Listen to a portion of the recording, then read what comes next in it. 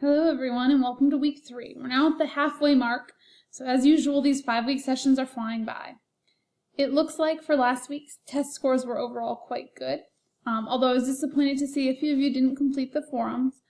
Some of you also only got partial credit on the forums because you didn't respond to other people's posts. So remember that that's an important part of your grade, and if you didn't get full credit, that's likely why. There were a lot of interesting opinions on both of your assignments, so make sure to kind of go back and look at people's responses. In the memory forum, no one mentioned issues with the photo lineup, but this is one place that police may have introduced problems. All of the original photos in the lineup had a mole, but in the live lineup, Tyrone was the only person with the mole. So participating in the photo lineup may have implanted an unconscious and incorrect memory that the attacker had a mole when in fact he didn't. Another thing I noticed was that many of you also mentioned that Carl Vance was the most reliable witness because he wasn't under attack. However, if you notice his girlfriend's address, she actually lived right next door to Tyrone, which means that Carl could have recognized Tyrone from seeing him around, but not from the actual crime scene, which would be source misattribution.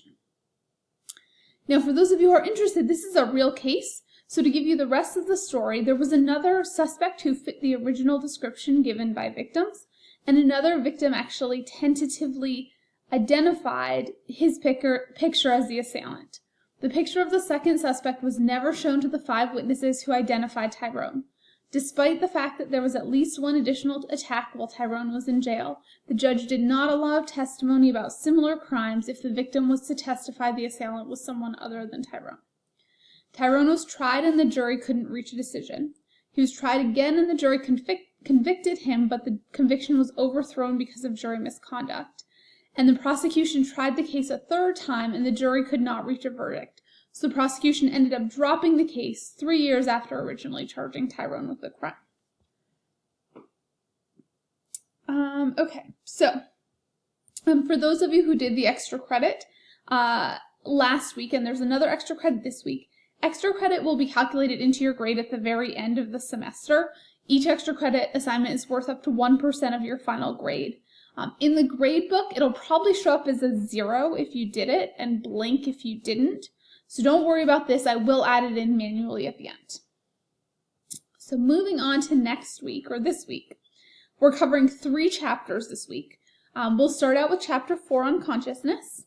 Got a video example of attention, an infographic on sleep deprivation, and then this is a really neat interactive drugs website that talks about the influences of drugs on the brain. Now for this chapter, there's no required assignment, but there is an optional extra credit assignment. You'll need to download the Word document, complete it, and then submit it here. And then there's the test for this chapter. For chapter 7, I've got a few examples of some of the challenges in our thinking. The Stroop task and the availability heuristic. Your assignment is to complete this table on multiple intelligences. So just so you can kind of see, this is what it looks like. What you'll do is you'll read about them in the book, and then you'll rate yourself on a scale of 1 to 7 on how much of that type of intelligence you personally have. So you might be strong on more than one type of intelligence. Then you'll rank them from most to least important. And then finally, I want you to come up with a famous example of someone with each type of intelligence and justify why you think they have that intelligence. And then, as with all the other discussion forums, you'll also need to respond to at least 2 other posts.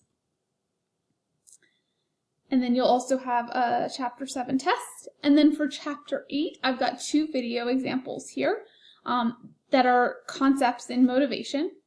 Your assignment for this chapter is actually in quiz format. And basically what I've got is a couple of examples, and you'll need to figure out which motivational theory fits that behavior best. And then finally, you'll complete the test. So as usual, please feel free to contact me if you have any questions.